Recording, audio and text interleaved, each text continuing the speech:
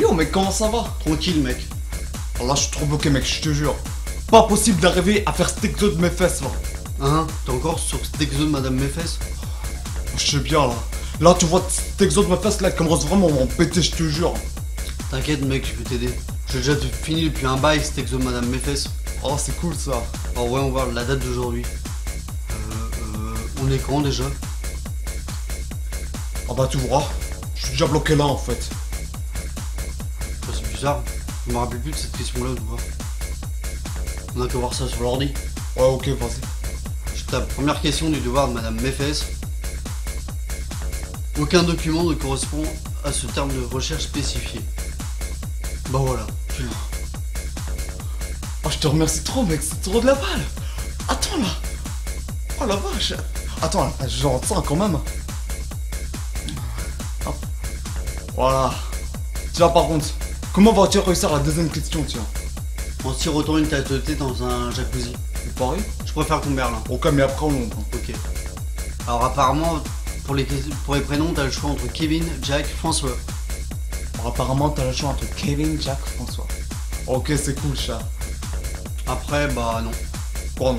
Non, là un petit écureuil, je me suis mordu. Bon non. Quoi non? On a une fourchette à radio italienne, je me suis griffé. Bon non. Mais quoi non? Nom de Georges Clemenceau qui aurait perdu son APR dans une station de service égarée au beau milieu du Mississippi, là où rien ni personne ne peut entendre qui que ce soit, et où le seigneur du malin aurait bâti son effroyable donjon, où il enfermait ses prisonniers pour leur faire subir de moult tortures, pour essayer de leur retirer les informations concernant la tarte du chou à la crème de Madame Ursula. Oh purée, je me suis cramé avec ce seuil mot. Bon oui. Mais quoi oui? Non, rien, c'était pour la question, alors pour oui, j'ai oui oui. Oui oui. Ok c'est bon. Par contre là tu vas voir la prochaine question, elle est super facile, c'est trop abusé là. Citez ce que vous savez concernant l'acte unique européen. C'est une blague ça ou quoi? Oh ouais. Attends. Mais qui ne sait pas que l'acte unique européen a été signé à Luxembourg le 17 février 1986 par 9 États membres de l'Union européenne et le 28 février par le Danemark, l'Italie et la Grèce. Qu'il fut appliqué le 1er juillet 1987 et qu'il servait à redynamiser la construction européenne en fixant l'achèvement du marché intérieur en 1993, ce qui permettait la libre circulation également des capitaux et des services. Ah ouais, c'est trop n'importe quoi. C'est trop un scandale. Là tu vois mec, j'ai trop envie de porter plainte tiens. Oh, vas-y, fais-le mais tout de suite. Ouais t'as raison. Je vais faire ça, je vais porter plainte là, cette bande de teubés. Attends, je vais voir ce qu'ils vont voir.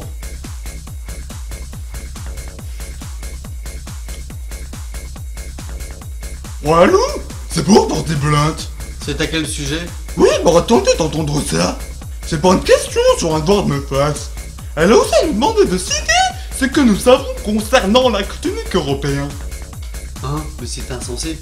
Tout le monde sait que l'acte unique européen a été signé à Luxembourg le 17 février 1986 par 9 États membres de l'Union européenne et le 28 février par l'Italie, le Danemark et la Grèce, et qui fut appliqué le 1er juillet 1987 et qui servait à redynamiser la construction européenne en fixant l'achèvement du marché intérieur en 1993, ce qui permettait la libre circulation des services et des capitaux.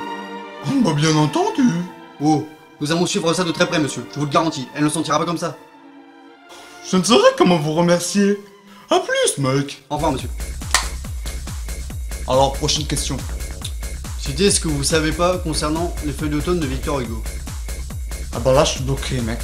Tu ne sauras pas ce que tu ne sauras pas, toi, par hasard? Bah alors. Attends, on a passé, mais j'ai pas le temps de noter. Voilà. Ok, c'est cool, ça. Après 2 plus 2. Bah, c'est Michel qui garde les moutons.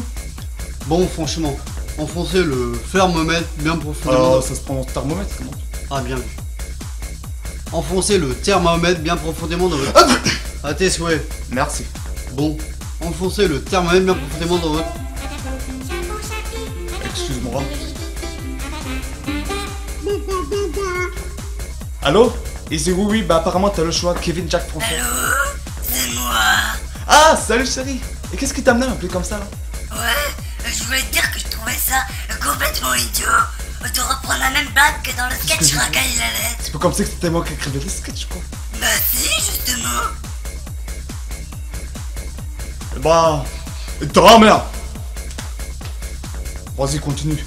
Bon, enfoncez le thermomètre bien profondément dans votre cucurbitacé pour relever sa température et évaluer son taux de glucides et de protéines.